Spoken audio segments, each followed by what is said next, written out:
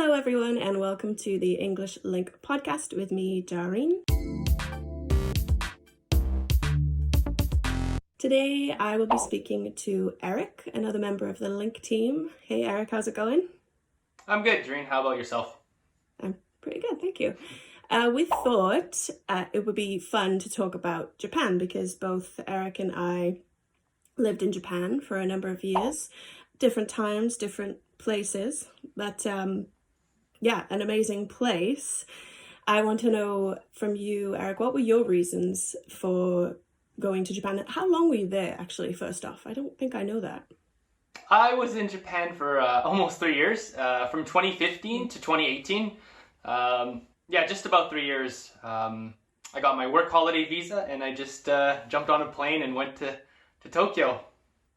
Oh, nice. Tokyo, the place to be. And what were you doing there?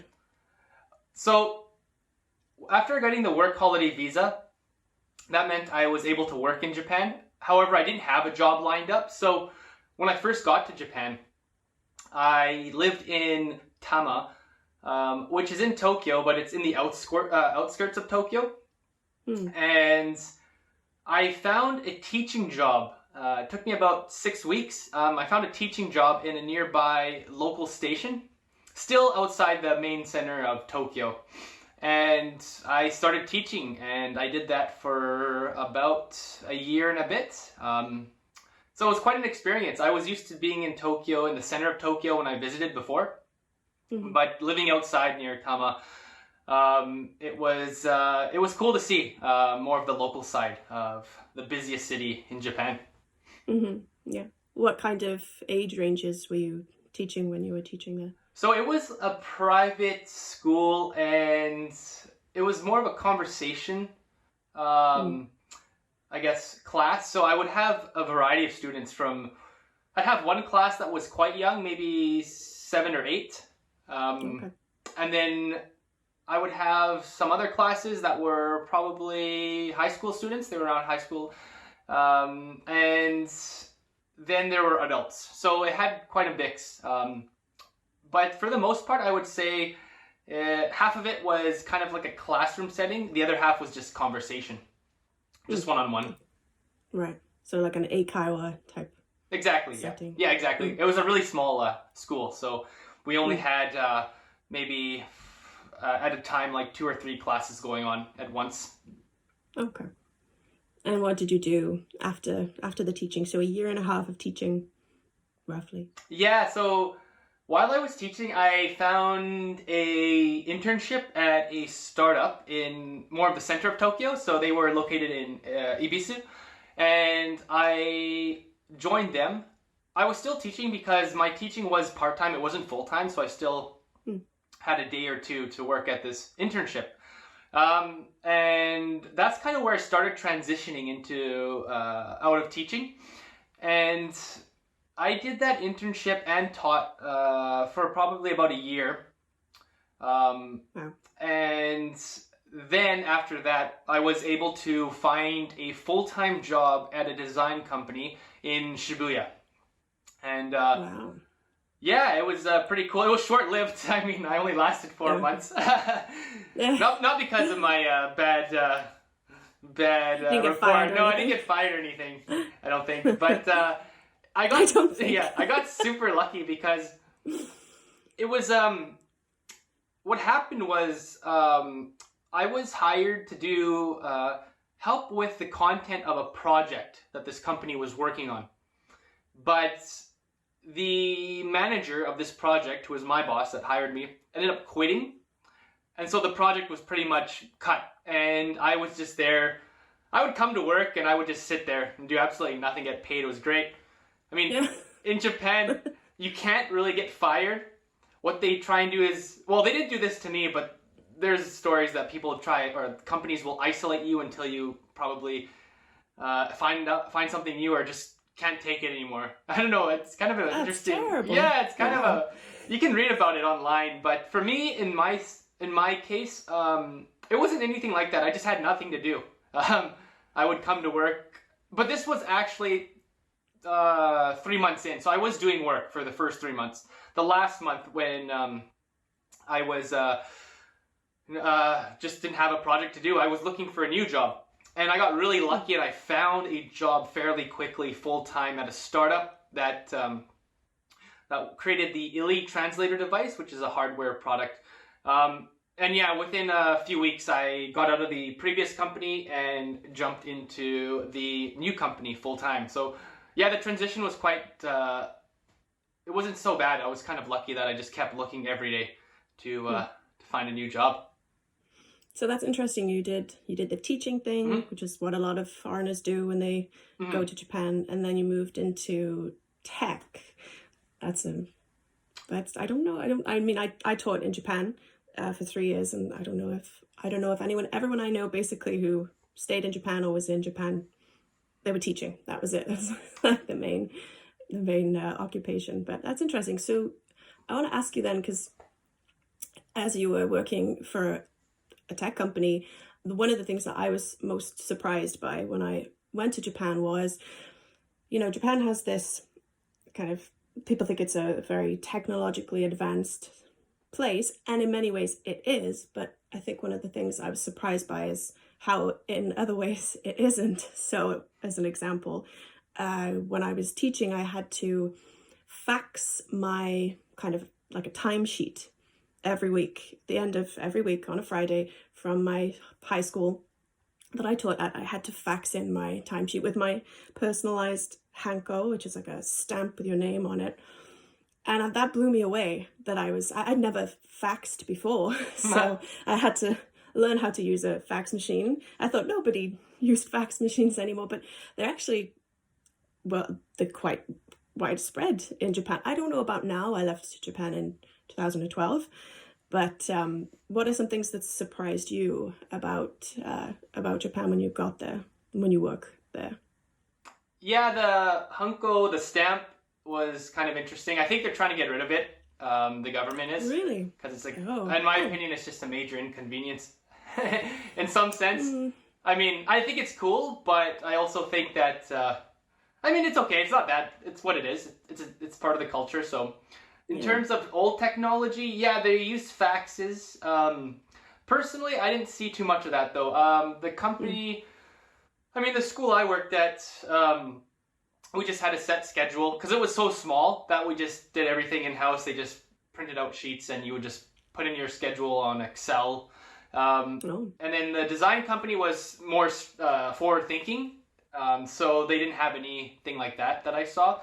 And then the hardware company, the last company I worked at, to be honest, didn't really do, maybe they did some faxing, but in terms of what I had to do, it didn't involve any old technology, really, that I can think of. But in terms of, technology-wise, they still use fax machines. It feels like Japan, they're high-tech in Tokyo, but in some sense they're stuck in the 80s. In some way, because they advanced so fast in the 80s during the bubble period that they kind of just, I think, stopped innovating in some sense. But maybe they don't really need to. I don't know. The trains are all excellent. Very true. But amazing. But I can't off the top of my head. I just thought Tokyo did things really conveniently. Like when you go to a restaurant, you don't have to sit down and place your order. You can put a punch in your order through a ticket machine in most fast food restaurants. That's really helpful. The Compass Pass, the I forget the Suica, I think it's called. The card that you use to ride trains. That was convenient. You don't have to. You can just charge your card and you can just go and hop on. Yeah, but in terms of old technology, nothing really stood out so much. But I guess it just depends where you work. Yeah, for sure.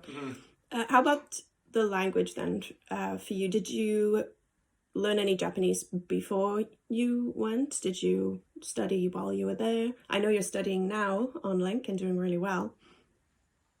So yeah, when I went to Japan, I didn't speak any Japanese, really. I knew like some words, but no, I didn't speak anything. And when I was there, I didn't study at all. I did not, it's kind of funny. Like I did not, I don't know. When I went to Japan, I didn't think I would be there long term. Like I was like, okay, 2-3 years. which is why I didn't study, because I was just focused on looking for a job, and that took some time. And then when I was working, I just wanted to hang out with friends and check out Japan for what it is. So I didn't really have time to study. I didn't have the motivation, actually. All my friends spoke English. I didn't really have a need to speak Japanese. And you were in Tokyo, where lots of Japanese people speak English too, I guess, right? So yeah, there's enough English to get around. Just because, it was a short-term kind of goal. If I were to live there for, I don't know, 5+ years, I probably would have studied. But at the time, no, I didn't start studying until I joined LingQ, which is when I got back from Japan. It's kind of funny. That's when you got back. Yeah, I know, it's weird, yeah. I didn't really study before I left for Japan, but then I did study while I was there. And then a bit when I got back, but not anymore. I really I should. I never really got to a comfortable conversational level, but I can understand quite a bit, and I love the language. I think it is such a beautiful kind of melodic language. I love watching Japanese movies and TV shows still. I do need subtitles, but yeah, it's a really cool language. But how is your Japanese study going now? Oh, it's going good. So I'm conversational now, I would say. I can read quite a bit of material. It's going to take me a long time to get comfortable, though. I think reading, I really want to get better at reading. It just takes time. I read podcasts, which is my favorite kind of content, because it feels like the person's talking to you and you're learning a lot of everyday vocabulary. Novels. Okay, so I've read a couple novels. They can be quite difficult. Like 20% of the words are unknown, so I'm just doing a lot of linking on LingQ. I could just look up words. If I can find a novel that's not too difficult, but just enough, that's perfect. I found one.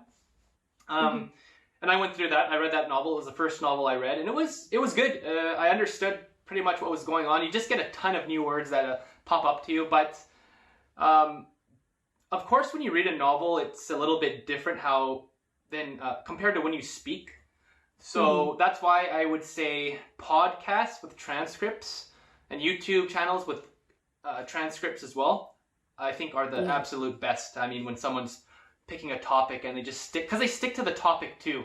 So you get a really good understanding. While in novels, I found sometimes when you're starting out, it's a little bit difficult to see who's talking when there's several people in the story, in the conversation. So, but instead of novels, I found manga to be quite useful. I don't read it as much now, but you get pictures, and that really helps a lot to understand what's going on. So, novels to me is probably a little bit towards the intermediate level. But yeah, no, I would say, I've been studying for, 2 years, but it's probably like 1,200 hours I put in. I think 2,000 hours, and I will be quite okay.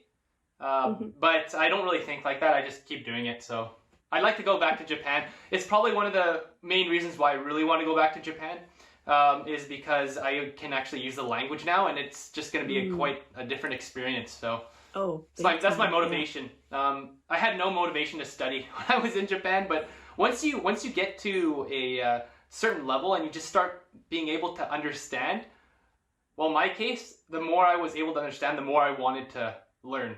So, because you get more content, you can start understanding stuff. Right. What I think a lot of people listening maybe are interested in Japanese culture or maybe learning Japanese. So what are some of the podcasts you mentioned just now that you're listening to, mainly podcasts? What are some that jump to mind, your favorite content? So there's a podcast called Let's Talk in Japanese. That's a really good one. There's transcripts as well. There is a YouTube channel called Sayuri Saying. She's a good teacher. She makes videos on a variety of topics, and she has her own transcripts in the YouTube closed captions. So those two I would start off. They're not for beginners. Like, they are late stage beginners because they're 100% in Japanese.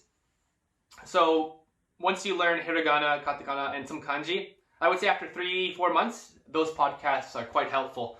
And then after that, you could get into a little bit more advanced podcasts. There's a lot out there. But for the most part, those two, Let's Talk in Japanese and Sayuri Saying, they're quite good. Okay, excellent. I will put I'll put the links to those in the description so people can check them out. Perfect. So you've been away from Japan now. You left in 2018, did you say? Yes, I left in 2018. Okay, so I haven't been back since. Okay.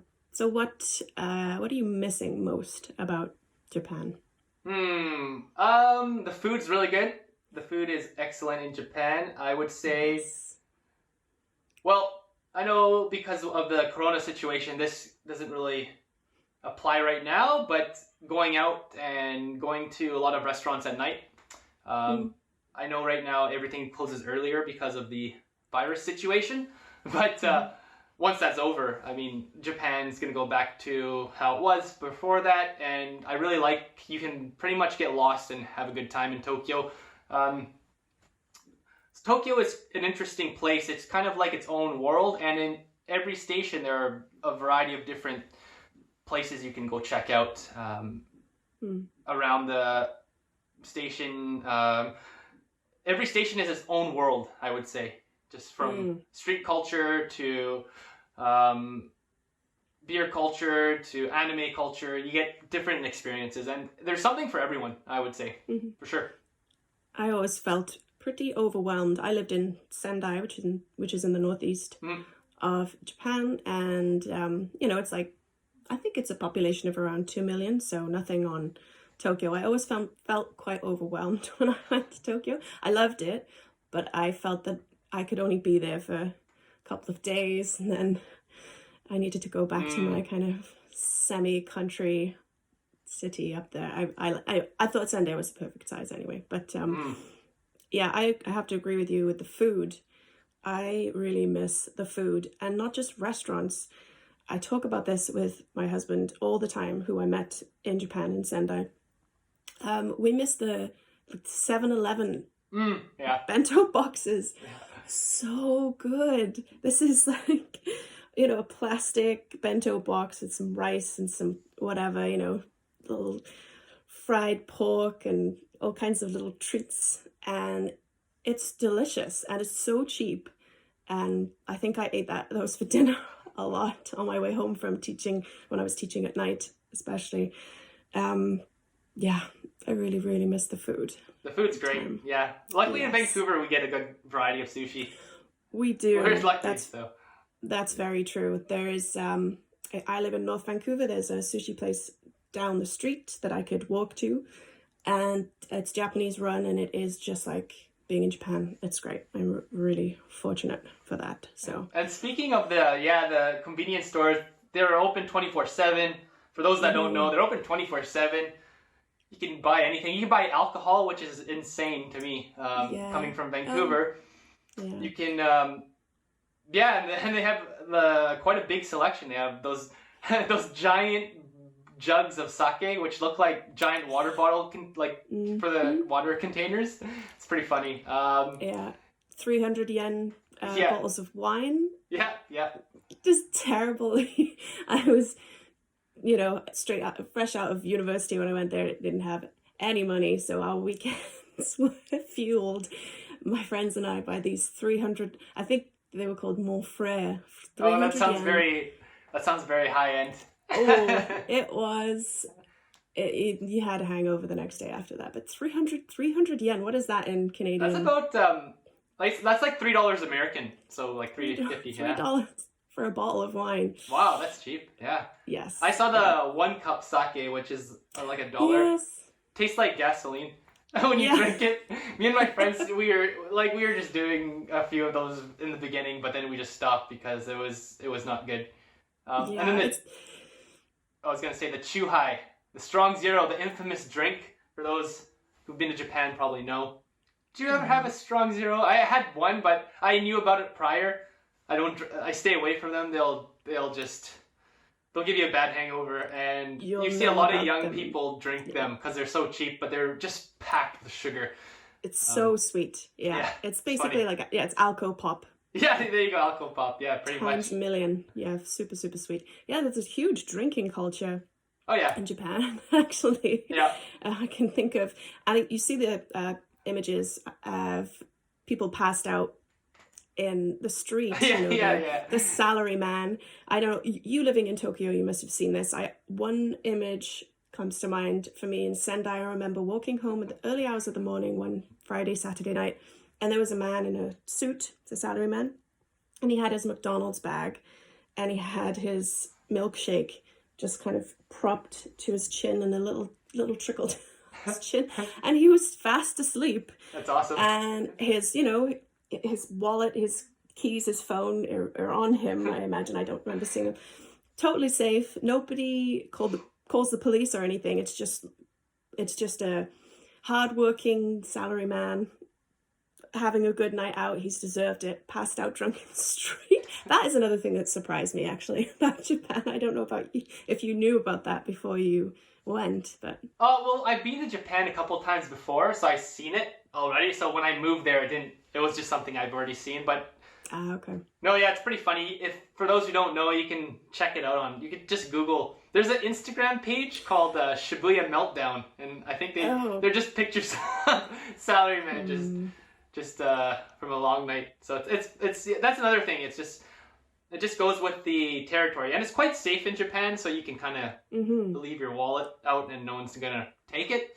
Yeah. Hopefully, but yeah, it's true. It's funny. Yeah, it's happened. I had a friend who dropped her purse, and I think hours later we went back, and someone had just put it on a little wall next to where she dropped it. It's so safe. I mean, it's not. Also had a bike stolen from outside my apartment. My husband did, but I'd like to tell the story about that. The police were incredible. So the bike was left outside, no lock. We reported it. The police came for a stolen bike. Now, 2 police officers. They came in. They asked us questions. They took measurements outside our apartment. I'm not really sure what that was all about. They drove us to the police station and asked more questions.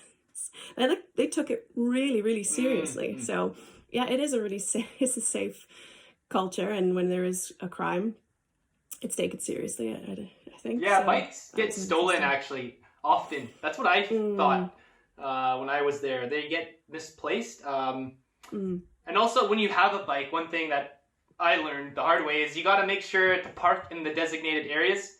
My bike got, I guess, towed, you could say, so many times, and I had to go pay a fee, pick it up. I ended up realizing that by one of the stations where I would drop off my bike, there's underground parking just for bikes. So that's always something to look for. It's cheap, and you can leave it there overnight.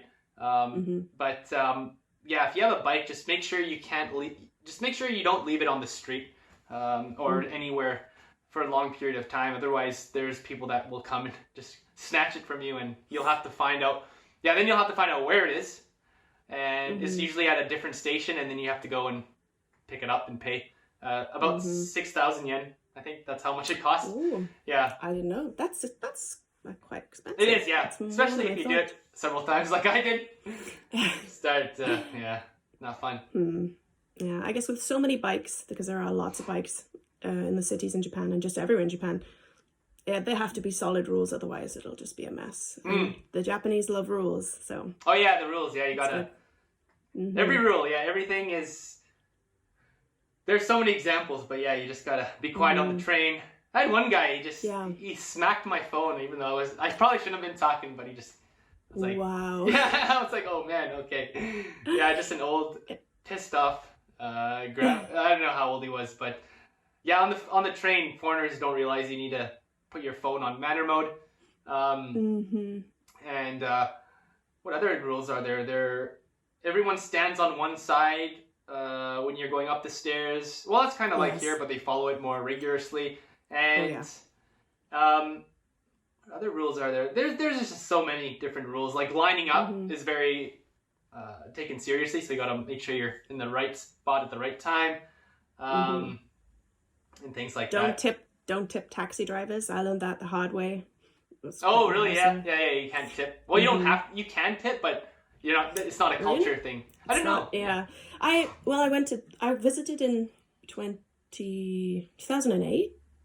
No. I went in 2008. It must have been 2006. So I did a Tokyo trip, and then 2 years later, I moved there to live for 3 years. And I remember going in a cab for the first time in Tokyo, and then trying to tip the cab driver, and he was just very confused and then kind of annoyed, and I felt terrible. I didn't know any Japanese, and I was afterwards. I feel like I should have known that before I went, but I didn't. So that's kind of a good tip if anyone is planning to visit Japan or live in Japan, for sure. Yeah. Also, what else? What other tips would you give visitors or people who would like to live in Japan? To live in Japan, make sure you have an understanding of certain processes, like opening a bank. It was so weird. You have to open a bank, but to open a bank, you need a cell phone. And to get a cell phone, you need to open a bank. So figure that one out. So I tell people just to research it out. I was lucky I had a friend that translated everything. Some of the other things, if you're there long term, is moving can be quite a bit of a hassle, because you need to walk. So speaking of, you were saying fax machines. Here's something that I found quite annoying. Was you can't email the city to say you're moving to another city. You need to go there in person and fill out all these forms within 14 days. So you always have to go in person to do certain things. And even if you're moving from one place to another that's quite a ways away, I found you still had to go. So just make sure those things are something you've researched. Moving, changing jobs, health insurance. And I would say those are the kind of the things that I learned while there. I didn't really do much research. I just went once I got my visa. It worked out in the end, but if you don't have someone or you don't speak Japanese, I would say just look online. And also, one other thing that it wasn't really a problem, it was just really annoying once I got back to figure out, was when you leave, well, in Canada, for instance, when you move to Japan, you need to declare to the CRA that you're not a resident anymore, and I never did that. So my taxes I had a lot of questions with taxes, but it was all fine in the end. But I would just make sure prior to moving to Japan, if you're in Canada, or whatever country, just let the tax agency, your government tax agency, know that you're going to be a resident in Japan. Those are just like some of the major things that I would look into. Otherwise, there's a lot of surprises in Tokyo that will just happen. But for the most part, you can find a lot of answers online. It's easy now. That's true.